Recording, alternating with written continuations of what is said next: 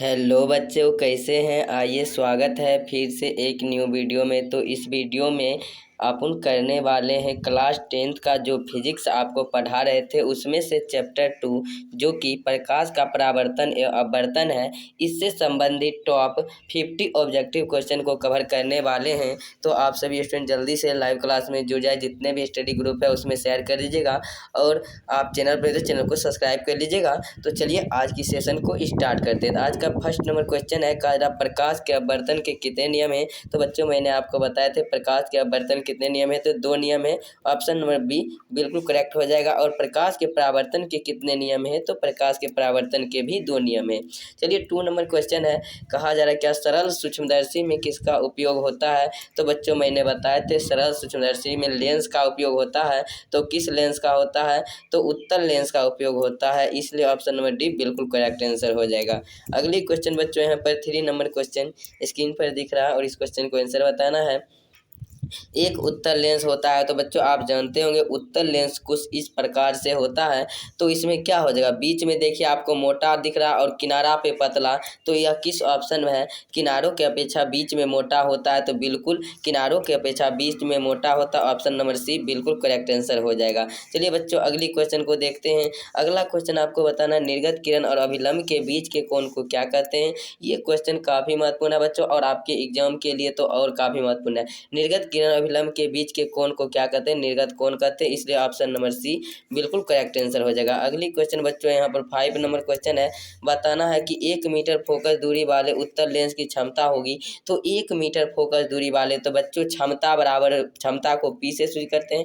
P बराबर जो सूत्र होता है 1/f होता है। तो एफ क्या होना चाहिए मीटर में, लेकिन यहाँ पर मीटर में दिया ही हुआ है, तो 1/1 कीजिएगा। और उत्तल लेंस क्या होता है बच्चों, पॉजिटिव होता है, तो 1/1 कीजिएगा तो इसे काटिएगा तो 1 होगा। और +1 डायोप्टर किस ऑप्शन में है बच्चों, +1 डायोप्टर किस ऑप्शन में, जल्दी से बता दीजिएगा।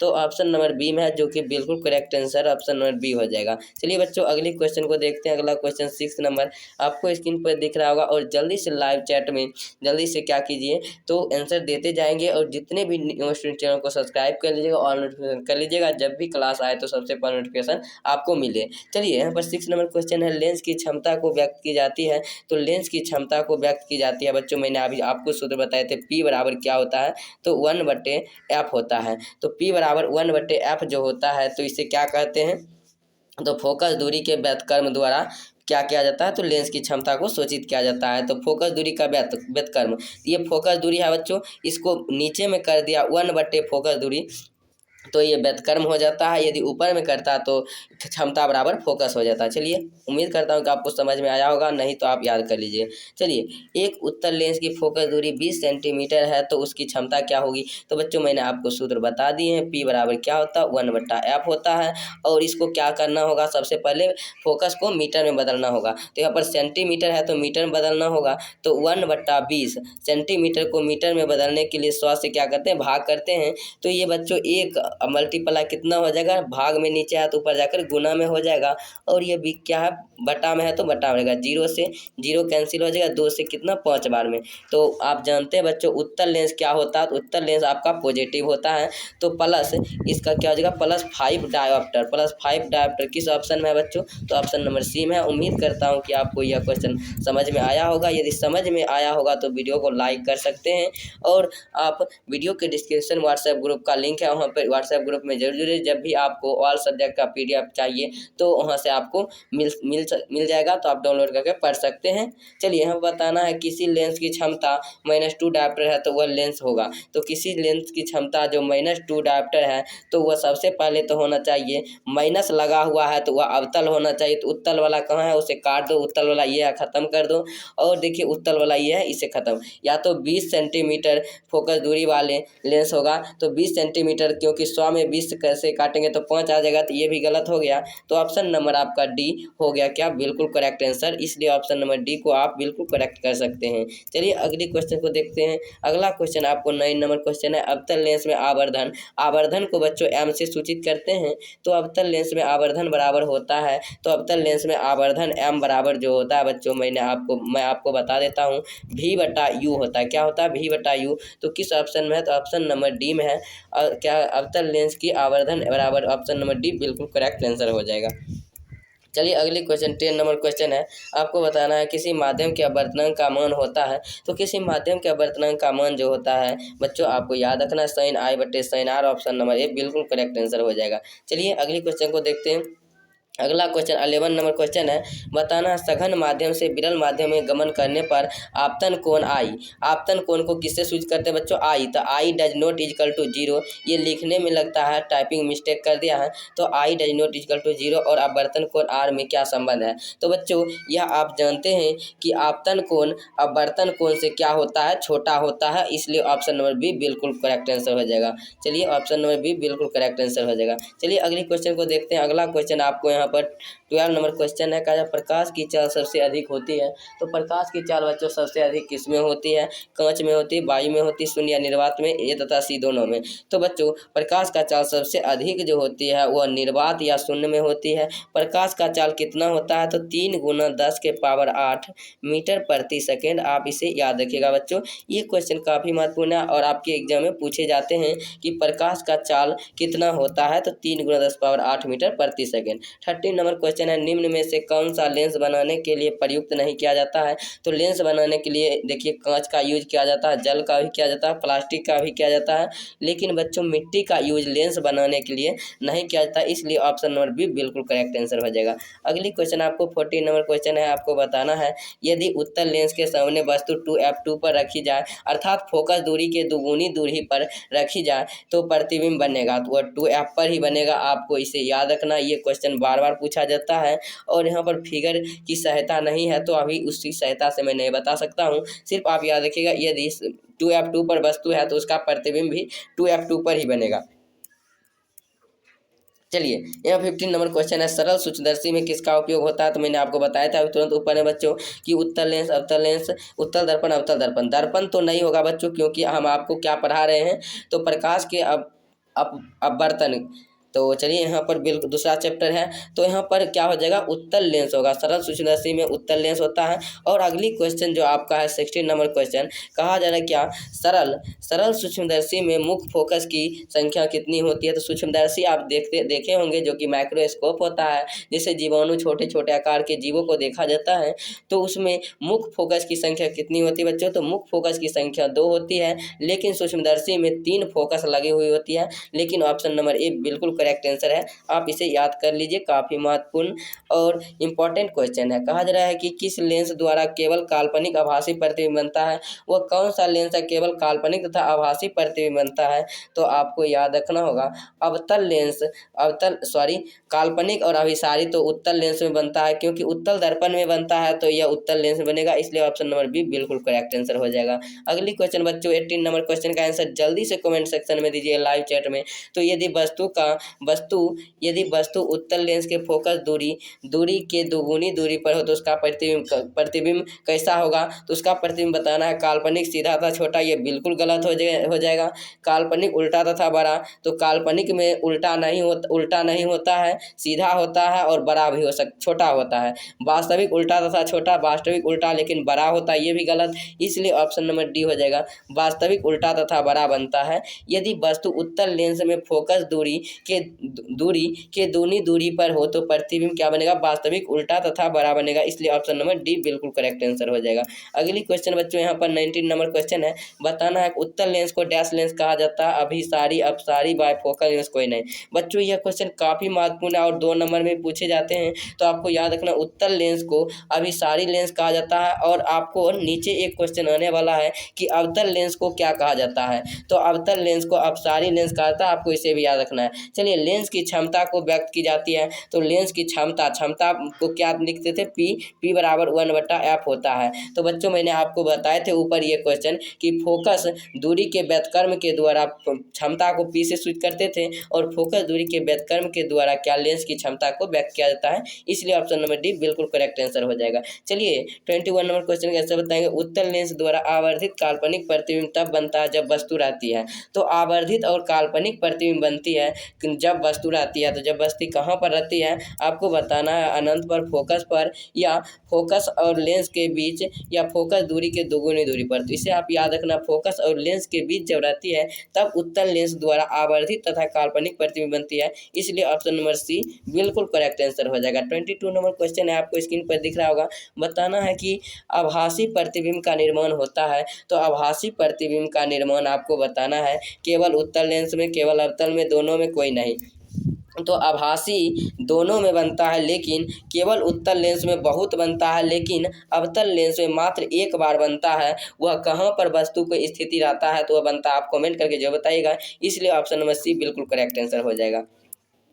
अगला क्वेश्चन 23 नंबर क्वेश्चन, लेंस की क्षमता P बराबर होती है। तो बच्चों में आपको ऊपर नॉमरिकल भी बताए थे, तो P बराबर क्या होता है, तो 1/f होता है। आपको इसे याद रखना है। तो P बराबर 1/f होता है, जिसे क्या कहते हैं, तो फोकस दूरी के व्युत्क्रम के द्वारा दर्शाते हैं। तो ऑप्शन नंबर डी बिल्कुल करेक्ट आंसर हो जाएगा। अगली क्वेश्चन बच्चों 24 नंबर क्वेश्चन है, लेंस की क्षमता का SI मात्रक है। तो लेंस की क्षमता का SI मात्रक क्या हो जाएगा बच्चों, तो जल्दी से बताना है। तो सबसे यहाँ पर लेंस की क्षमता का SI मात्रक मीटर होता है, वोल्टमीटर, न्यूटन, डायोप्टर। तो लेंस की क्षमता का SI मात्रक डायोप्टर होता है, इसे कैपिटल D से सूचित करते हैं। आपको इसे याद रखना है, इसलिए ऑप्शन नंबर डी हो जाएगा। इसे किससे सूचित किया था, कैपिटल D से।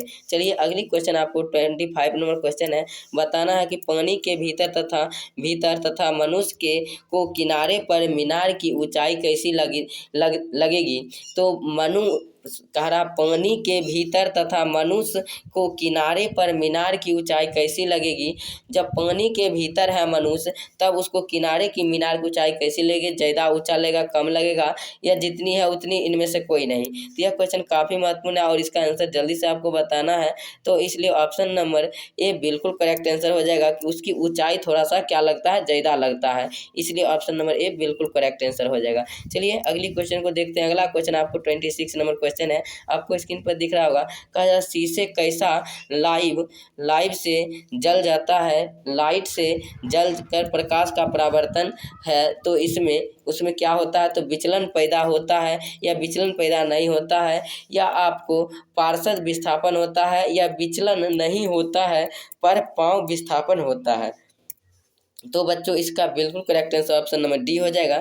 विचलन नहीं होता है पर पांव विस्थापन होता है, ऑप्शन नंबर डी।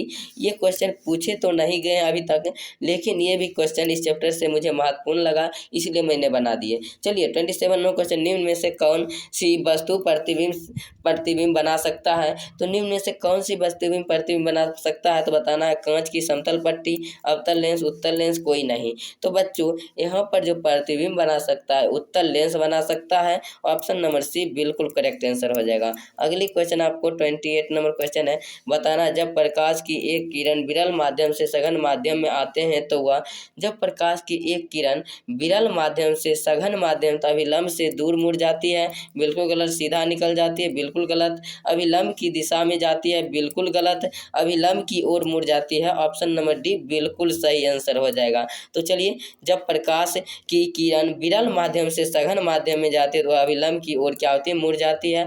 और 29 नंबर क्वेश्चन कहा जा रहा है, जब प्रकाश की किरण एक माध्यम से दूसरे माध्यम में जाती है तो अपने पथ विचलित हो जाती है, तो इसे क्या कहते हैं। तो ऑप्शन नंबर है प्रकाश का परावर्तन, ऑप्शन नंबर बी है क्या है, ऑप्शन नंबर बी है प्रकाश का आवर्तन, ऑप्शन नंबर सी है प्रकाश का वर्ण विक्षेपण। यहाँ पर आप इसे डी काट लीजिएगा, वर्ण विक्षेपण, और डी यहाँ पर कह लीजिएगा प्रकाश का परिकेंद्रण। इसका बिल्कुल करेक्ट आंसर आपका ऑप्शन नंबर बी हो गया, प्रकाश का अपवर्तन। क्या होता है, तो प्रकाश के अपवर्तन में ही जब किसी प्रकाश के किरण एक माध्यम से दूसरे माध्यम में जाती है तो अपने पथ से क्या होती है, मुड़ जाती है, विचलित हो जाती है। चलिए अगली क्वेश्चन 30 नंबर क्वेश्चन है। आपको बताना है कि उत्तल लेंस में जब वस्तु फोकस और लेंस के बीच रखी जाती है तो प्रतिबिंब बनता है।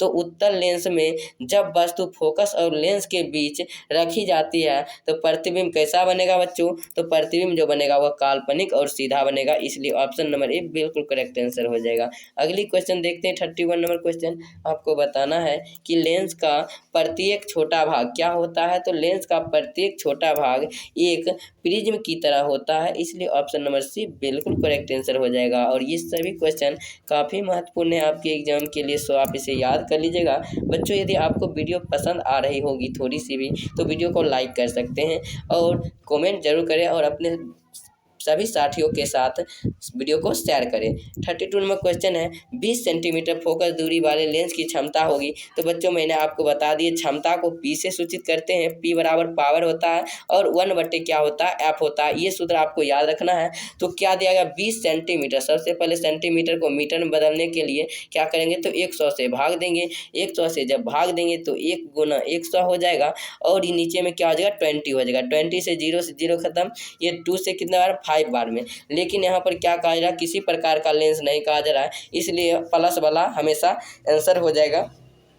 तो +5 डायोप्टर। मैंने आपको बताया था लेंस की क्षमता कैसा है, मतलब क्या होता है डायोप्टर, इसे कैपिटल D से सूचित करते हैं। चलिए उम्मीद करता हूँ कि यह क्वेश्चन आपको समझ में आया होगा और आपको वीडियो बहुत अच्छा लग रहा होगा। चलिए 33 नंबर क्वेश्चन है, एक अवतल लेंस की फोकस दूरी 20 सेंटीमीटर, इसकी क्षमता क्या होगी। एक अवतल लेंस आप जानते हैं बच्चों क्या होता है, निगेटिव होता है और उत्तल लेंस क्या होता है, पॉजिटिव होता है। तो इसका वहाँ अभी तुरंत चलिए 1 बटा क्या हो जाएगा, 20/100। तो ये हो गया। तो इसे सोल्व किस तरह से करेंगे, 1 गुना 100 बटा क्या करेंगे, 20 करेंगे। तो 20 से काटिए, 5 बार में क्या जाएगा, 100 और 5 आ जाएगा। लेकिन आप जानते हैं कि अवतल लेंस क्या होता है बच्चों, तो अवतल लेंस जो होती है वो निगेटिव होती है। तो निगेटिव होती है तो -5 डायोप्टर, -5 डायोप्टर किस ऑप्शन में है, तो -5 डायोप्टर ऑप्शन नंबर बी में है। यह क्वेश्चन बच्चे गलती करते हैं क्योंकि वह बनाते आते हैं और उनको याद नहीं रहता, हमेशा भूल जाते हैं कि कौन सा लेंस पॉजिटिव होता है और कौन सा लेंस निगेटिव। तो आप याद रखिएगा, अवतल लेंस जो होती है निगेटिव होती है, उत्तल लेंस पॉजिटिव होती है। 34 में क्वेश्चन है, जब प्रकाश की किरण सघन माध्यम से विरल माध्यम में प्रवेश करती है तो किधर मुड़ती है।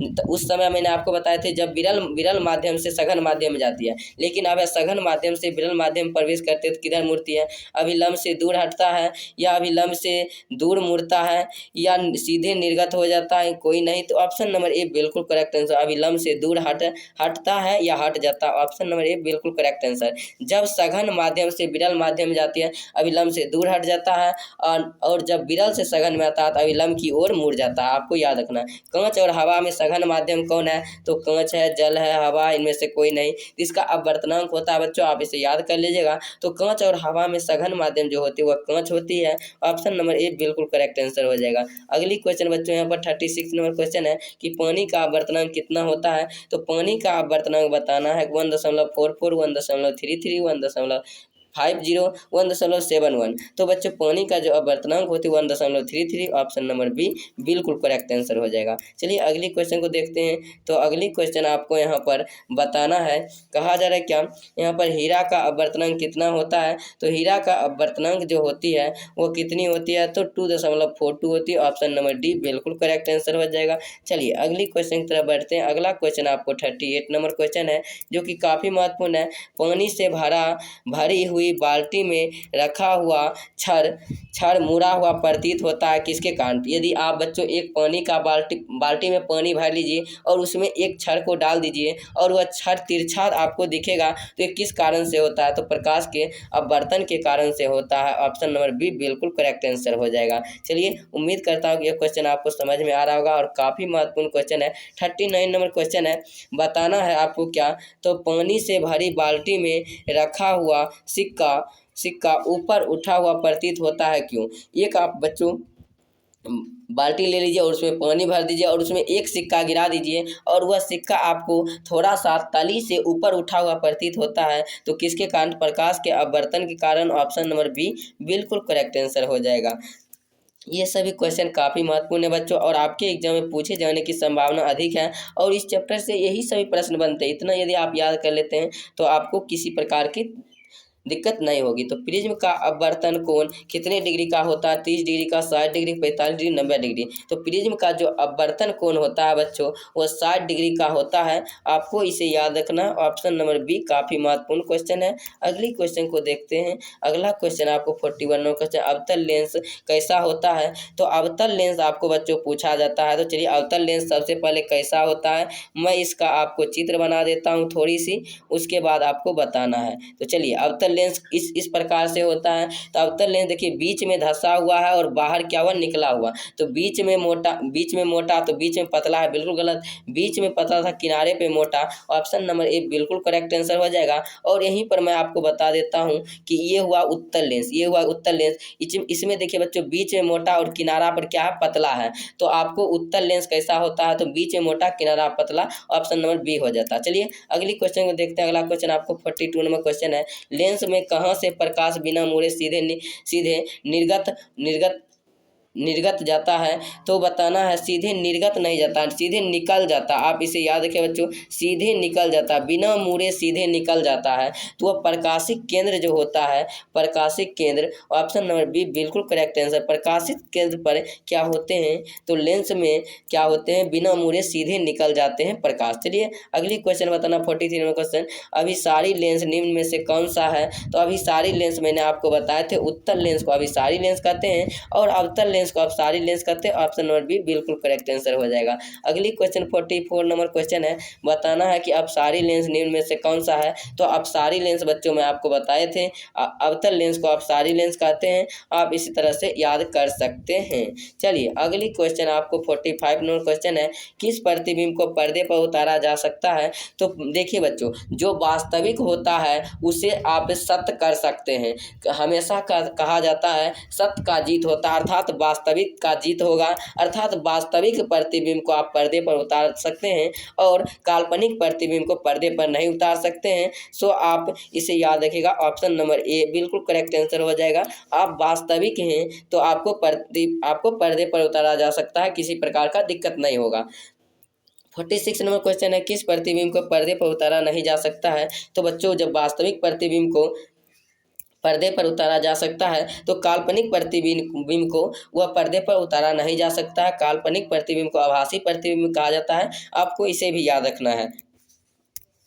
ऑप्शन नंबर बी बिल्कुल करेक्ट आंसर हो जाएगा। 47 नंबर क्वेश्चन है, उत्तल लेंस को फोकस दूरी कैसी होती है? तो बच्चों मैंने आपको बताए थे पहले ही, उत्तल लेंस की जो फोकस दूरी होती है वह धनात्मक होती है, अर्थात पॉजिटिव होती है। और अवतल लेंस का फोकस दूरी क्या होती है, निगेटिव होती है। तो आप इस यहाँ से याद कर लीजिएगा। चलिए अगली क्वेश्चन को देखते हैं। अगला क्वेश्चन आपको 48 नंबर क्वेश्चन है, अवतल लेंस की फोकस दूरी कैसी होती है? तो अवतल लेंस की फोकस दूरी बच्चों मैंने आपको बताए थे निगेटिव होती है। ऑप्शन नंबर ए बिल्कुल करेक्ट आंसर हो जाएगा।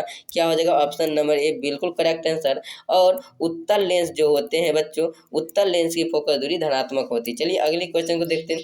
अगला क्वेश्चन आपको 49 नंबर क्वेश्चन है, प्रतिबिंब ऊंचाई तथा वस्तु की ऊंचाई के अनुपात को क्या कहते हैं? तो प्रतिबिंब की ऊंचाई को भी लिखते हैं और वस्तु की ऊंचाई को क्या लिखते हैं, यू। तो बच्चों मैंने आपको बताए थे m बराबर v बटा यू होता है। तो m किससे सूचित करते हैं? तो आवर्धन को सूचित करते हैं। तो प्रतिबिंब की ऊंचाई तथा वस्तु की ऊंचाई के अनुपात को आवर्धन कहते हैं। ऑप्शन नंबर सी बिल्कुल करेक्ट आंसर। चलिए अगली क्वेश्चन आपको 50 नंबर क्वेश्चन है। 50 नंबर क्वेश्चन का, प्रकाश के अपवर्तन के दूसरे नियम को क्या कहते हैं? तो प्रकाश के अपवर्तन कितने नियम है बच्चों? 2 नियम है। तो पहला नियम जो आप पढ़े होंगे और दूसरे नियम को क्या कहते हैं? स्नेल के नियम कहते हैं। इसी नियम से गणितीय रूप मिलता है क्या, साइन आई बटे क्या होता है? तो साइन आर होता है। आपको इसे याद रखना है। चलिए अगली क्वेश्चन आपको 51 नंबर क्वेश्चन है, प्रकाश के आगमन प्रिज्म के जिस सतह से होता है उसे क्या कहते हैं? तो प्रकाश का आगमन प्रिज्म के जिस सतह से होता है उसे कौन सा सतह कहते हैं? परावर्तन सतह या अपवर्तन सतह। ऑप्शन नंबर ए बिल्कुल करेक्ट है, अपवर्तन सतह कहते हैं। ऑप्शन नंबर बी बिल्कुल करेक्ट आंसर हो जाएगा। चलिए अगली क्वेश्चन को देखते हैं। अगला क्वेश्चन 52 नंबर क्वेश्चन काफी महत्वपूर्ण, एकदम वेरी इंपॉर्टेंट एकदम क्वेश्चन है। कहा दर्पण सूत्र को बताए। दर्पण सूत्र में पॉजिटिव वाला होता है 1/f बराबर होता है 1/v + 1/v बटा एफ। तो दर्पण सूत्र ऑप्शन नंबर ए बिल्कुल करेक्ट आंसर हो जाएगा। लेकिन बच्चों आपको यदि प्रतिबिंब सूत्र पूछ ले तो आप क्या कीजिएगा, तो प्रतिबिंब सूत्र यदि आपको पूछेगा तो 1/f बराबर 1/v माइनस 1/u होता है। चलिए अगली क्वेश्चन आपको 53 नंबर क्वेश्चन है, बताना है लेंस सूत्र क्या होता है।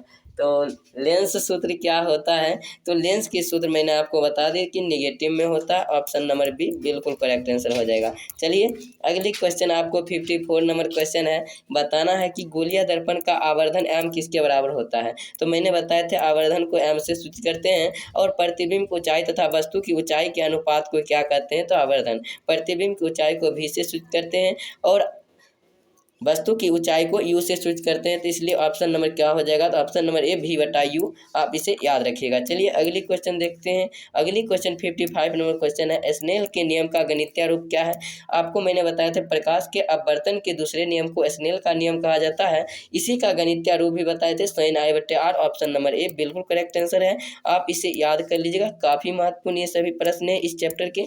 तो बताना है यदि किसी अवतल दर्पण की फोकस दूरी f तथा वक्रता त्रिज्या r है तो इसके बीच संबंध क्या होगा। तो बच्चों आपको यह सूत्र याद करना पड़ेगा, f बराबर जो होती है r/2 होती है।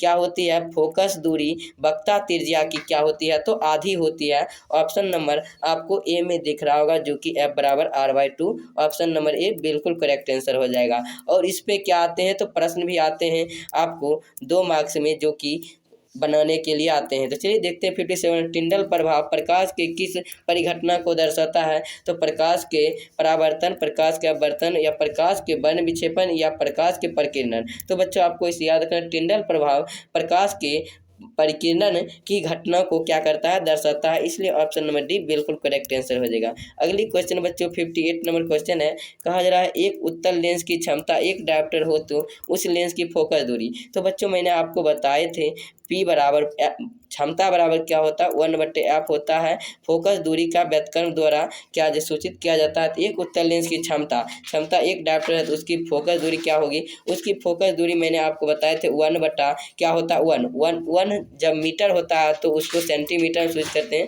तो 100 सेंटीमीटर होता है 1/100। तो ऑप्शन नंबर किसमें है, तो सी में है। और उत्तल लेंस आप जानते हैं कि क्या होता है, पॉजिटिव होता है। मैंने आपको बताए थे उत्तल लेंस क्या होता है, पॉजिटिव होता है, अवतल लेंस निगेटिव, इसलिए ऑप्शन नंबर सी बिल्कुल करेक्ट आंसर हो जाएगा। चलिए अगली क्वेश्चन आपको 59 नंबर क्वेश्चन है, सोलर कुकर में प्रयोग किया जाता है। सोलर कुकर में किसका प्रयोग किया जाता है, तो अवतल लेंस, यहाँ पर अवतल दर्पण का या उत्तल दर्पण का या समतल दर्पण का। तो सोलर कुकर में अवतल दर्पण का उपयोग किया जाता है और हजामती दर्पण के रूप में अवतल दर्पण का उपयोग किया जाता है। आपको इसे भी याद रखना, प्रकाश का वेग न्यूनतम होता है। तो प्रकाश का वेग जो न्यूनतम होता है आपको किसमें होता है, निर्वात में, जल में, वायु में, कांच में। तो प्रकाश का वेग न्यूनतम होती है कांच में, आपको याद रखना, ऑप्शन नंबर डी बिल्कुल करेक्ट आंसर हो जाएगा। और प्रकाश का वेग सबसे अधिक हवा या निर्वात, शून्य या निर्वात में होता है। कितना होता है, 3 × 10⁸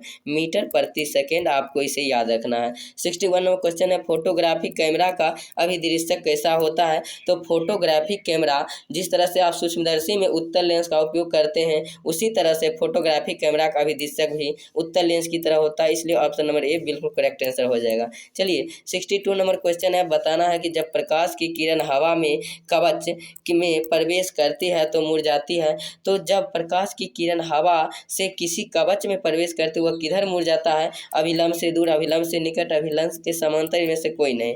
तो इसका बिल्कुल correct answer option number B हो जाएगा, अभिलंब के निकट मुड़ जाती है, ऑप्शन नंबर बी। तो चलिए अगली क्वेश्चन को देखते हैं। अगला क्वेश्चन 63 नंबर क्वेश्चन है, कहा लेंस के मुख्य फोकस की संख्या कितनी होती है। मैंने बताया था लेंस के मुख्य फोकस की संख्या 2 होती है और आपको उसमें से कितने होते हैं, लेंस में 3 लगे हुए हैं। जैसे सूक्ष्मदर्शी में लेंस की केंद्रीय बिंदु को क्या कहते हैं, तो लेंस की केंद्रीय बिंदु को जो बच्चों कहते हैं प्रकाशिक केंद्र कहते हैं। और इसी केंद्र से प्रकाश यदि गुजारते हैं तो वह बिना निर्गित हुए वह सीधे निकल जाते हैं। पतले लेंस की आवर्धन क्षमता होती है तो पतले लेंस की आवर्धन क्षमता कम होती है और मोटे लेंस की आवर्धन क्षमता क्या होती है तो अधिक होती है। इसलिए ऑप्शन नंबर ए बिल्कुल करेक्ट आंसर हो जाएगा। पतले लेंस तो बता दिए हम और मोटे लेंस को आपको बताना है। तो चैप्टर 3 मोटे लेंस मैं आपको यहाँ पर एक प्रश्न लिख देता हूँ। चलिए 66 नंबर करके लिख देता हूँ यहाँ पर। चलिए 66 ये पतले हैं, यहाँ पर मैं मोटे कर देता हूँ। मोटे लेंस, चलिए जल्दी से आपको बताना है कि मोटे लेंस की आवर्धन क्षमता होती है। इसको कमेंट करके 66 नंबर का कमेंट करके जरूर बताइएगा आंसर क्या होगा। और आज का वीडियो कैसा लगा आप सभी स्टूडेंट कमेंट करके जरूर बताइएगा। Thank you. जय हिंद, जय भारत।